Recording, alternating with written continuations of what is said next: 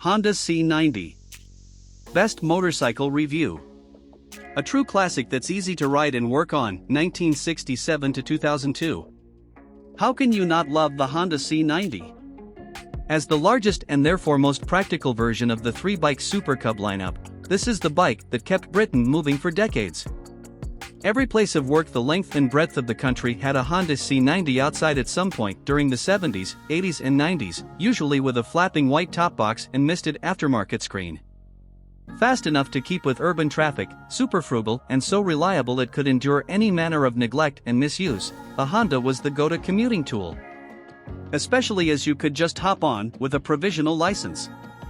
The day-to-day popularity of Super Cubs continues around the world, and with later evolutions still flowing out of factories, Cub production passed 100 million, yes, 100 million, in 2017. Ride quality and brakes. The Honda C90's steel chassis is simple, with a tube-down tube attaching the steering head to a pressed rear section. Bumps are sort of dealt with by twin rear shocks and leading link front forks that rise up under braking, a curious sensation, though you soon acclimatize. While suspension action is very basic, a Honda's ride quality is better than most classic scooters, lots of which don't have anything as sophisticated as front and rear suspension. Engine. Honda's horizontal air-cooled single is surely one of the greatest engines of all time. The overhead cam version was introduced in the 1960s, and though it's been upgraded and tweaked over the years, is still in mass production. Astounding. Original Honda C90s are 89 cubic centimeters. Capacity dropped to 86 cubic centimeters with an update in the early 1980s. All versions nudge 100 miles per gallon in normal use and give way more if you're just sauntering down lanes in the sunshine. And sauntering is best. The 90 has more grunt than the C50 and C70 but isn't actually much faster than the 70, with 55 miles per hour being about the comfortable limit. It's geared tall for economy, and the 8 brake horsepower motor struggles to use all its revs most of the time. It'll go faster plunging down a steep hill, though feels terribly coarse as the motor thrashes away. Reliability and build quality. All examples of the C90 are staggeringly reliable.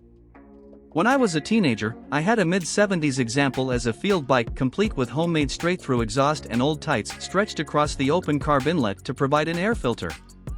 After being caned mercilessly for years, one day someone realized we'd never checked the oil. We did, and the engine was bone dry, but we were also miles out in the country and didn't have any oil, so carried on riding. It was weeks before we remembered. Value versus rivals. Classic insurance will cost less than a night in the boozer, servicing is peanuts, and you'll get over 100 miles from a fiver's worth of unleaded. Tires last ages and are cheap when you need them, and if you get a bike that's 40 years old or over, road tax is free, and it won't need an MOT. The C90 might no longer be the penny-pinching commuter's tool of choice, but it's still super cheap to run. Whether spending 4 or 5 grand on an old Honda step-through is good value is another question. You can't put a price on the personal satisfaction and warm fuzziness that ownership might bring, but the recent surge in values, and no shortage of supply, means the cost of a good C90 has surely peaked. Buy one to ride and enjoy, not as an investment. Equipment. You get a speedo that also shows which gear to use at what speed on a pre-1984 bike, indicators, hooter and lights.